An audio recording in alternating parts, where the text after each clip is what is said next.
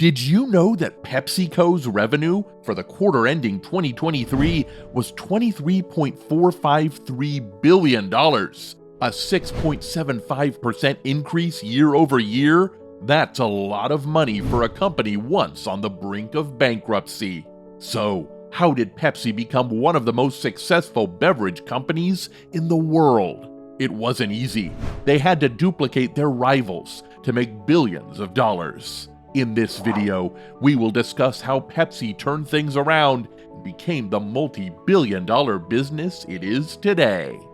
First, let's stroll down the cola-filled memory lane to understand how PepsiCo, the beverage giant, came to be. Rewind the clock to 1889. That's when a pharmacist named Caleb Bradham whipped up the first batch of what would later become Pepsi Cola. Back then, Caleb ran a drugstore with a soda fountain where he concocted his drinks. His claim to fame? A beverage he aptly named Brad's Drink, a mix of sugar, water, caramel, lemon oil, cola nuts, nutmeg, and a dash of other additives. This fizzy concoction wasn't just soda, it was the perfect pick-me-up for his customers. As the popularity of Brad's Drink soared, Caleb decided it needed a catchier name. Taking a cue from the successful Coca-Cola, he rebranded it as Pepsi Cola. Like the OG Cola, it was sweet, carbonated, and oozed with that familiar cola flavor. In 1902, Caleb officially birthed the Pepsi Cola Company. Initially marketed as a digestive aid, Pepsi tried luring customers with slogans like exhilarating and invigorating aids digestion. Not exactly a home run. Realizing they still needed a facelift, Pepsi Cola revised its strategy, ditching the lackluster slogans for the glitz and glam of celebrity endorsements.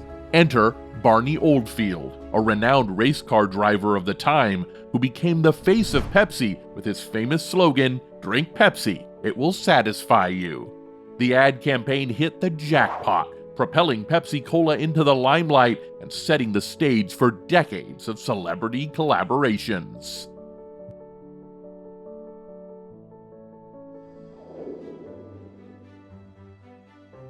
Disaster struck after World War I. Despite years of success, the company hit rock bottom. Caleb's gamble on sugar prices during the war backfired. He bet big on costs rising, stocked up on sugar, and then sugar prices increased rapidly. Left with an oversized sugar inventory and financial turmoil, Caleb lost control, and in 1923, Pepsi Cola went bankrupt. While Coca-Cola was strutting around as the soda king, being sold left, right, and center in the US and beyond, Pepsi was hanging on by a thread. It was more like a group of creditors swooped in like vultures and snatched up Pepsi's trademark, patents, and other goodies for a measly $30,000. Talk about a steal. Then comes Roy Megarell, who drops $35,000 to rescue the sinking ship. With the keys to the Pepsi kingdom, Roy rolls up his sleeves, personally tosses money into the company's pockets, and relocates the whole shebang to Richmond, Virginia. But let's not kid ourselves. Despite Roy's heroic efforts, he couldn't work the magic to keep Pepsi afloat. The Great Depression decided to crash the party, and by 1931, Pepsi Cola was slapped with the bankruptcy label again.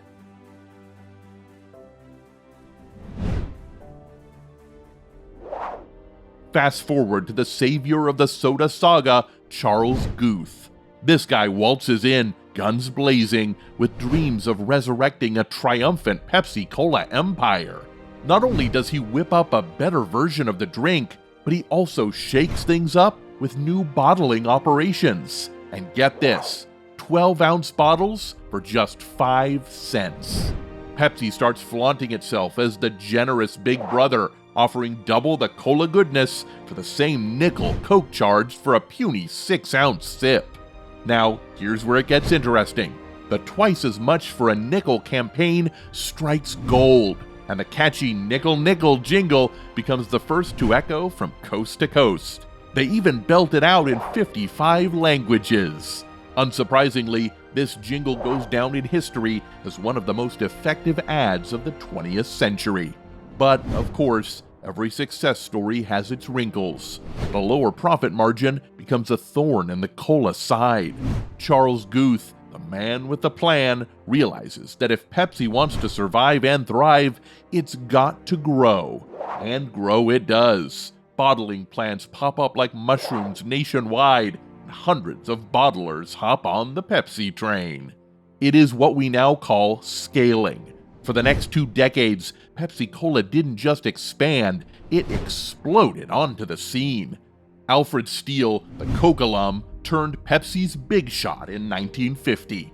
He knows the game is all about advertising, and he cranks up the volume on giant campaigns and sales promotions. What was the result? Pepsi Cola's net earnings catapulted 11-fold.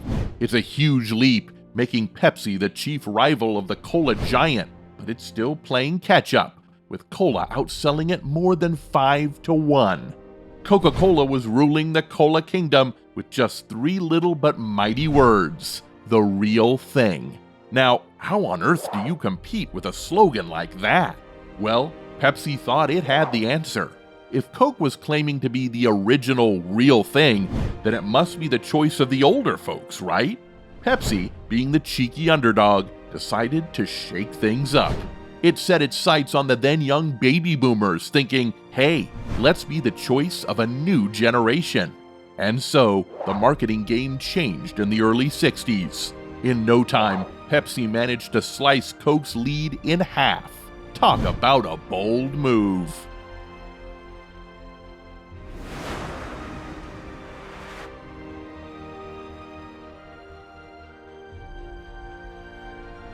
Later, Pepsi Cola decided it needed more variety in its soda lineup. So, it introduced Diet Pepsi and Mountain Dew, giving cola lovers more options to tickle their taste buds. But the real game changer was yet to come. In 1965, Pepsi Cola Company and Frito-Lay Incorporated joined forces and created what we now know as PepsiCo Incorporated. The headquarters found its first home in Manhattan, New York, when it officially came to life in 1982 under Delaware's General Corporation Law. A few years later, in 1986, it decided to shake things up and reincorporate in North Carolina. By 1970, the PepsiCo team packed their bags and moved headquarters to the current hotspot in Purchase, New York. Now, let's talk about the disco-infused 70s, an era of funky dance moves, stylish bell-bottoms, and the infamous Cola Wars. Pepsi had a trick up its sleeve, the Pepsi Challenge. It was a taste bud showdown, challenging cola enthusiasts to pick their favorite blindly. And guess what? More often than not, people reached for that blue can over its red-clad rival. This campaign was a game changer, propelling Pepsi to the top of the cola hierarchy. As the years passed, PepsiCo decided it was time to spread its wings beyond the soda aisle. In the late 70s and mid-90s, they made a bold move. In 1997, they said goodbye to some non-core businesses, selling off a few and spinning others to the birth of Tricon Global Restaurants. Lo and behold, Tricon Global Restaurants later evolved into the colossal Yum Brands Inc. But before this big spin-off, PepsiCo had its fingers in several pies. They were Pizza Hut, Taco Bell, and KFC's proud owners, dominating the fast food scene. They weren't stopping there. Burgers with Hot and Now, Italian cravings with Eastside Mario's, sandwiches with D'Angelo's Sandwich Shops, south of the border with Chevy Fresh Mex, and into the pizza world with California Pizza Kitchen. Yep, they were culinary maestros, serving up a buffet of brands. Things were going so swimmingly that the once struggling Pepsi was now giving Coca-Cola a run as the top soda in the U.S. Pepsi was on a roll, even making international headlines in 1974 by becoming the first U.S. product to be produced and sold within the USSR. Talk about a global cola takeover. And that's not all. They sipped on spirits, thanks to a licensed agreement with Stolichnaya. They got sporty, owned Wilson Sporting Goods, and even moved stuff around with North American van lines. PepsiCo was a jack of all trades. But after bidding farewell to their non-core ventures in '97, PepsiCo went on a wild shopping spree. They snapped up Tropicana products in '98, making them major players in the orange juice scene. In 2001, they sealed the deal with a massive merger with Quaker Oats Company, bringing Gatorade and other Quaker Oats goodies into their fold. And just to add some fizz, in 2009 they threw down a cool $7 billion to acquire Pepsi Bottling Group and Pepsi Americas, forming the mighty Pepsi Beverages Company. It was like they bought the whole farm. After all, they were on a mission to defeat their utmost rival Coca-Cola. But the million-dollar question lingers. Would all those moves be enough?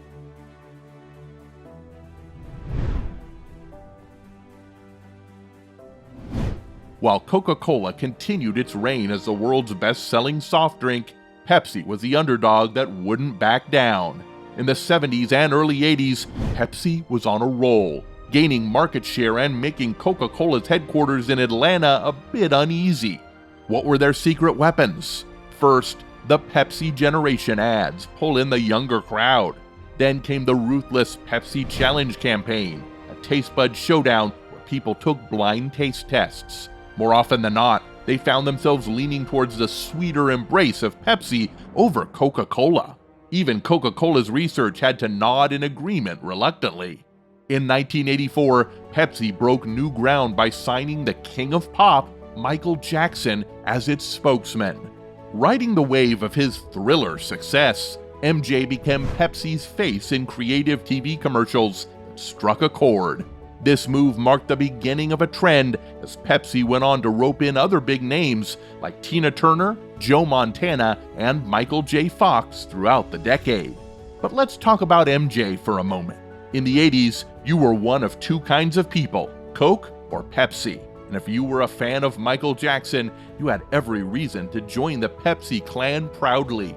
Coca-Cola had already offered MJ a cool $1 million deal, but he shook his head and turned over to PepsiCo instead. At the time, PepsiCo's CEO, Roger Enrico, was looking for a game-changing idea. The goal? Make Pepsi look young and Coke look, well, a bit old-fashioned. Who better for the job than the King of Pop himself? They sealed the deal with a groundbreaking $5 million partnership, smashing records for a celebrity endorsement deal and tying the two entities together for an entire decade. By 1985, the cola duopoly war was in full swing, and Pepsi was making some serious moves. In supermarkets, it began outselling Coke. The question lingering in the fizzy air, would this finally be enough to dethrone its big rival? The cola saga was reaching a boiling point, and the world was about to witness one of the most intense battles in beverage history.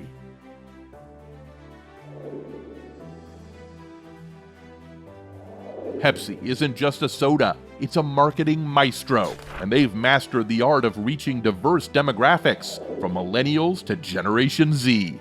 Their toolkit is diverse, spanning digital campaigns, TV commercials, radio ads, and a robust content marketing strategy that includes engaging videos, blog posts, and webinars. They're not leaving any stone unturned.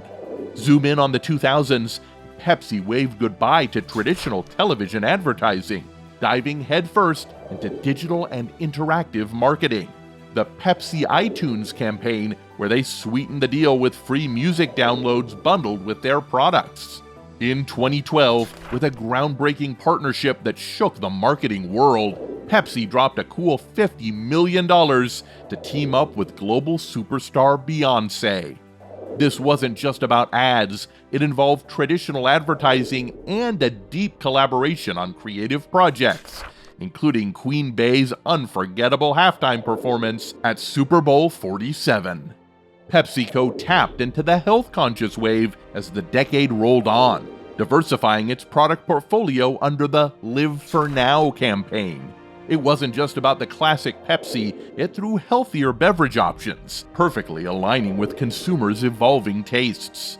In the current decade, PepsiCo cranks up the volume on purpose-driven marketing.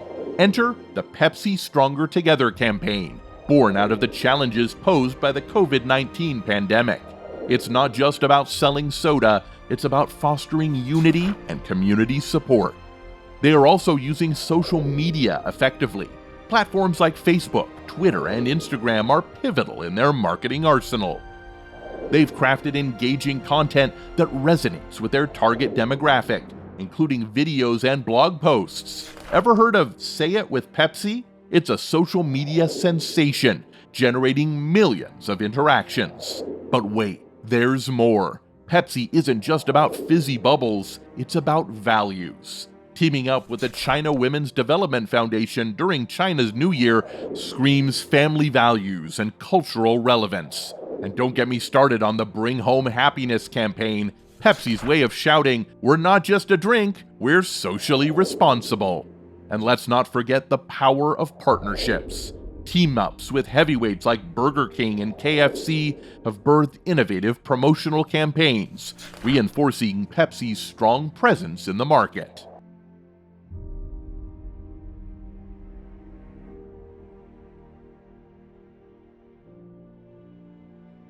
Today, PepsiCo stands tall as one of the most successful brands worldwide. Their product lineup is a feast, spanning a diverse array of foods and beverages, including 23 heavy-hitting brands, raking over $1 billion each in annual sales. This isn't just a success story, it's a harmony conducted by a food and beverage portfolio that boasts names like Frito-Lay, Gatorade, Pepsi-Cola, Mountain Dew, Quaker, Tropicana, and SodaStream, to drop a few names. PepsiCo isn't just flexing its muscles in the market, it's waging a never-ending battle with its arch-nemesis. The Pepsi-Cola drink, born in the days of Caleb Bradham, has transcended its humble origins. Now, it's almost as famous for its unforgettable commercials as it is for its external rivalry with the other soda giants. Since its kickoff in 1898, it's become one of the most recognizable products globally. But it's not just about resting on their cola laurels. They're investing big in research and development, whipping up innovative products that tickle your taste buds and are safe for every consumer. They're not keeping the goodness to themselves, they're expanding into new international markets, bringing the Pepsi magic to every corner of the globe. And they're not throwing a one-size-fits-all party. PepsiCo knows how to tailor its offerings, precisely targeting an array of consumer segments. PepsiCo is also surfing the tech wave to improve every sip of your favorite beverage. They're not just bottling drinks, they're bottling innovation. So, whether you're sipping a classic Pepsi or munching on some Frito-Lay goodness, remember, it's not just a drink or a snack, it's the result of a brand that's been on a relentless journey since 1898, and it's not slowing down anytime soon. Now, what do you think about this love-hate story of the Pepsi brand? Let us know in the comments section below, and don't forget to subscribe. See you in the next video.